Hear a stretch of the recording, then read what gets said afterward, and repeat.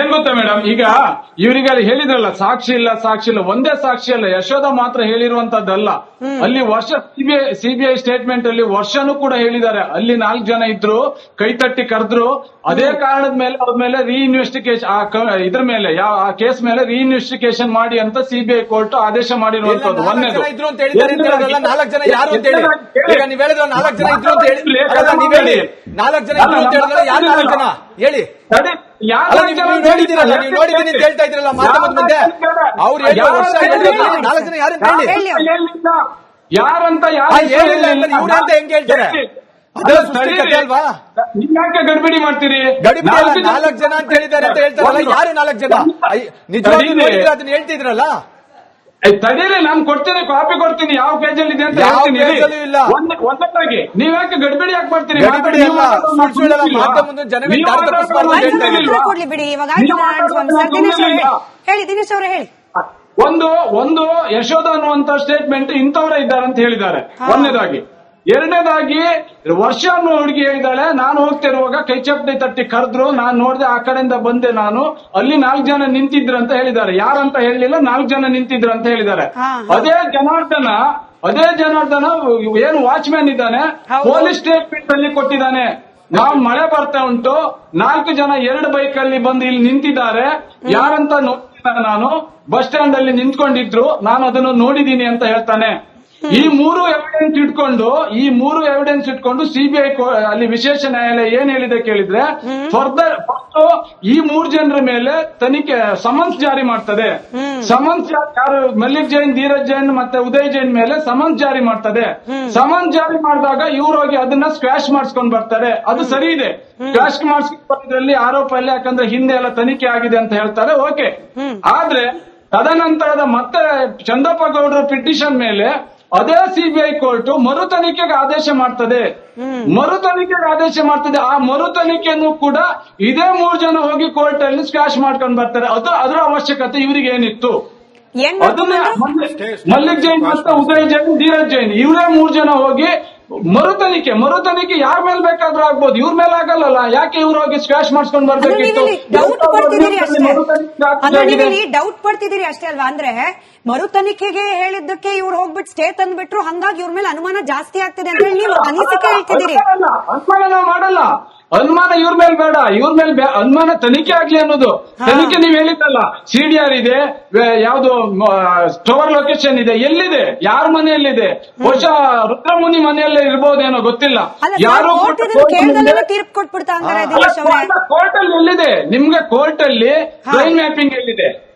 Brain mapping ಎಲ್ಲಿದೆ?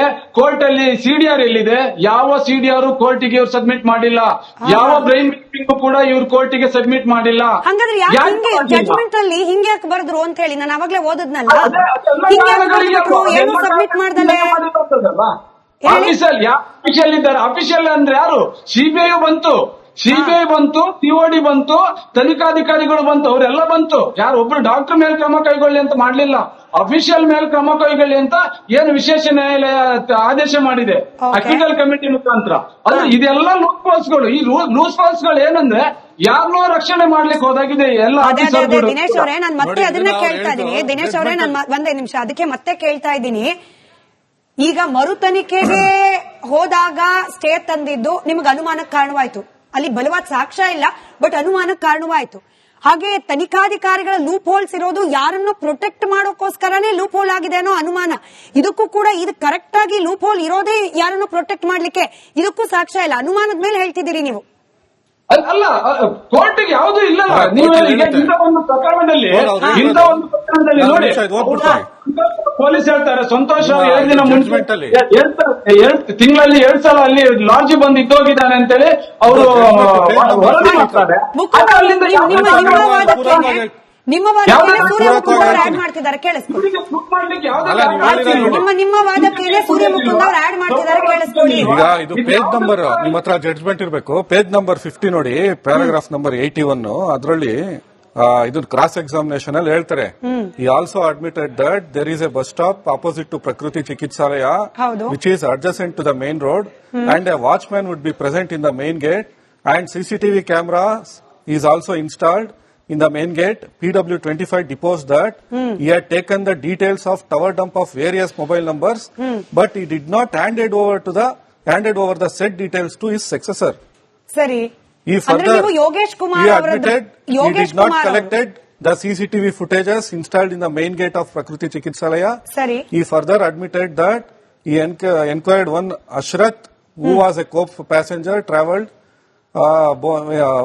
deceased on the day of her missing. ಹೌದು. ಅಂದ್ರೆ ಈ CDR ನ ತಗೊಂಡು ಟವರ್ ಡಂಪ್ ಹಾಕೊಂತೀನಿ, CCTV ಫುಟೇಜ್ ಇದೆ, ಅದ್ ಯಾವ್ದನ್ನು ನಾನು ಕಲೆಕ್ಟ್ ಮಾಡಿ ನೆಕ್ಸ್ಟ್ ಇವ್ರಿಗೆ ಕೊಟ್ಟಿಲ್ಲ ಅಂತ ಹೇಳ್ತಾರೆ. ಯೋಗೇಶ್ ಅವರು ತನಿಖಾಧಿಕಾರಿ ಕೊಟ್ಟಿಲ್ಲ.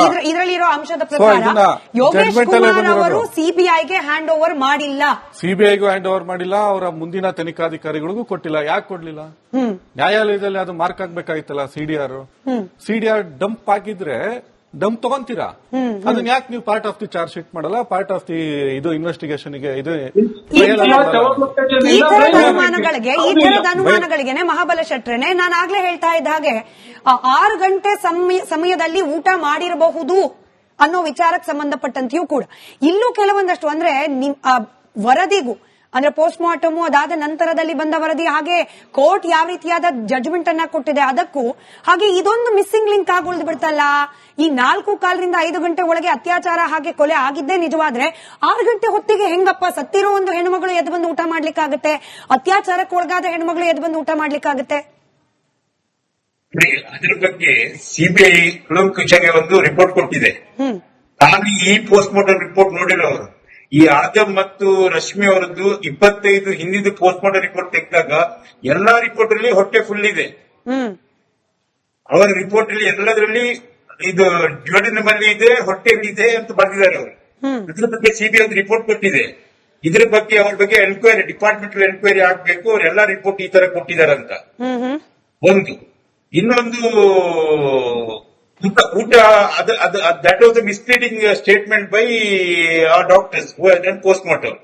ಇನ್ನೊಂದು ರುದ್ರಮುನಿ ಅವರು ಹೇಳಿದ್ರು ರೇಪ್ ಆಗಿಲ್ಲ ಅಂತ ಹೇಳಿದ್ರು. Rudramuni is not the authority to tell rape ಆಗಿದಿಲ್ಲ, ಅದು ಕೋರ್ಟ್ ಹೇಳ್ಬೇಕು.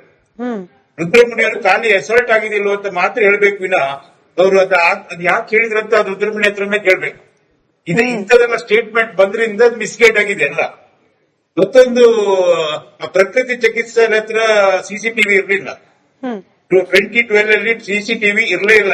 ಬಟ್ ಯೋಗೇಶ್ ಕುಮಾರ್ ಅವರ ಸ್ಟೇಟ್ಮೆಂಟ್ ಜಡ್ಜ್ಮೆಂಟ್ ಅಲ್ಲೇ ಇದೆ ಸರ್. ಜಡ್ಜ್ಮೆಂಟ್ ಅಲ್ಲೇನೆ ಯೋಗೇಶ್ ಕುಮಾರ್ ಅವರು ಡಾಕ್ಟರ್ ಸಿಸಿಟಿವಿ ಬಗ್ಗೆ ಮಾತಾಡ್ತಾರೆ ಅಂತ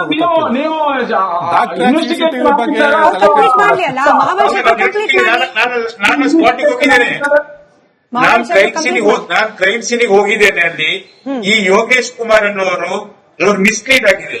ಅದು ಲೀಡಿಂಗ್ ಕ್ವಶನ್ ಕೇಳಿದ್ರು, ಸಿಸಿಟಿವಿ ತೆಗೆದಿದ್ದೀರಾ ಅಂತ. ಈ ಸಿಸಿಟಿವಿ ತೆಗೆದಂತ ಹೌದಂತ ಹೇಳಿಬಿಟ್ರು. ಅದಕ್ಕೆ ಡಿಪಿ ಅವರು ಪೂರಕವಾಗಿ ಪ್ರಶ್ನೆ ಕೇಳಬೇಕಿತ್ತು, ಎಲ್ಲಿ ಸಿಸಿಟಿವಿ ಅಂತ ಕೇಳಬೇಕಿತ್ತು. ಅವ್ರು ಹೇಳಿಲ್ಲ. ನಾನೊಂದು 100-200 ಕೇಸಲ್ಲಿ ಕನ್ವಿಕ್ಷನ್ ಆಗಿತ್ತು ಆಸ್ ಎ ಪ್ರಾಸಿಕ್ಯೂಷನ್ ವಿಟ್ನೆಸ್. ನನಗೆ 2 ಗಂಟೆ ಕೆಳಗಿಳಿಸಿದ್ದಾರೆ ಡಿಪಿ ಅವರು. ಒಬ್ಬರು ಪ್ರಾಸಿಕ್ಯೂಟರ್ ಖಾಲಿ 3-4 ಕ್ವಶನ್ ಕೇಳಿದ್ದಾರೆ. ಆದ್ರೆ ಜಡ್ಜ್ ನನ್ನ ಕೇಳಿದ್ರು, ಕೆನ್ ಯು ವಾಲಂಟಿಯರ್ ಸಮಥಿಂಗ್ ಅಂತ ಹೇಳಿದ್ರು. ಅದನ್ನ ನಾನು ಹೇಳಿದ್ದೇನೆ, ಇದು ಊಟದ ವಿಷಯ ನಾನು ಹೇಳಿದ್ದೇನೆ ಅವಾಗ. ಏಕಂತ ಹೇಳಿದ್ರೆ ಅದು ಇಟ್ಸ್ ರೆಕಾರ್ಡ್. ಜಡ್ಜ್ ಅಂತ ಹೇಳಿದ್ದೇನೆ. ಬ್ರೇಕ್ ಇಂದ ಬಂದ ನಂತರದಲ್ಲಿ ಮತ್ತೊಮ್ಮೆ ನಮ್ಗೇನು ಈ ಎಕ್ಸ್ಕ್ಲೂಸಿವ್ ಆಗಿ ಸಂದರ್ಶನವನ್ನ ಕೊಟ್ಟಿದ್ದಾರೆ ಪ್ರತ್ಯಕ್ಷದರ್ಶಿ ನಾನು ಅಂತ ಹೇಳಿ ಮಹಿಳೆ ಈಕೆ ಹೇಳೋದೇನು, ಅಲ್ಲಾದ ಘಟನೆ ಹೆಂಗಿತ್ತು ಅಂದ್ರೆ ಸೌಜನ್ಯಾಳನ್ನ ಕಿಡ್ನಾಪ್ ಮಾಡಬೇಕು ಅನ್ನೋದಕ್ಕೆ ಪ್ರೀ ಪ್ಲಾನಿಂಗ್ ನಡೆದಿತ್ತು. ಯಾಕಂದ್ರೆ ಇವ್ರು ಹೇಳೋ ಪ್ರಕಾರ 3-3:30 ಆ ಪ್ರಕೃತಿ ಚಿಕಿತ್ಸಾ ಕೇಂದ್ರದ ಮುಂದೆ ಇದ್ರು ಆಲ್ರೆಡಿ ಈ ಲೇಡಿ, ಹಾಗೆ ಆಕೆಯ ಜೊತೆಯಲ್ಲಿದ್ದ ವೃದ್ಧೆ. ಆಗ್ಲೇನೆ ಆಟೋದಲ್ಲಿ ಬಂದ ಬಿಕ್ಕಳಿಸ್ತಾ ಇದ್ದ ವ್ಯಕ್ತಿಯೊಬ್ಬ, ಅಂದ್ರೆ ತೊದಲು ಮಾತನಾಡ್ತಿದ್ದ ವ್ಯಕ್ತಿಯೊಬ್ಬ, ನೀವಿಲ್ಲಿಂದ ಜಾಗ ಖಾಲಿ ಮಾಡಿ ಅನ್ನೋ ರೀತಿಯಲ್ಲಿ ಹೇಳ್ತಾ ಇದ್ದ. ಇವ್ರು ಜಾಗ ಖಾಲಿ ಮಾಡದೆ ಹೋದ್ರು ಕೂಡ ಕಾರ್ನಲ್ಲಿ ಬಂದವರು, ಬೈಕ್ ನಲ್ಲಿ ಬಂದವರು ಎಲ್ಲರೂ ಸೇರಿ ಆಕೆಯನ್ನ ಅಂದ್ರೆ ಸೌಜನ್ಯಾಳನ್ನ ಕಿಡ್ನಾಪ್ ಮಾಡಿದ್ರು. It was a pre planned act ಅನ್ನೋ ರೀತಿಯಲ್ಲಿ ಸ್ಟೇಟ್ಮೆಂಟ್ ಕೊಟ್ಟಿದ್ದಾರೆ. Was it? ಹೌದಾ? ಸೌಜನ್ಯಾಳನ್ನ ರೇಪ್ ಮಾಡಬೇಕು ಅಥವಾ ಕಿಡ್ನಾಪ್ ಮಾಡಬೇಕು ಅನ್ನೋದು ಪ್ರೀ ಪ್ಲಾನ್ ಆಗಿತ್ತ? ಅದಕ್ಕೆ ಪೂರಕವಾಗಿ ಏನಾದ್ರೂ ಸಾಕ್ಷ್ಯಗಳು ಇಷ್ಟು ದಿನ ನಡೆದಿರುವ ತನಿಖೆ ಸಂದರ್ಭದಲ್ಲಿ ಸಿಕ್ಕಿದ್ಯಾ? ಮಾತಾಡೋಣ.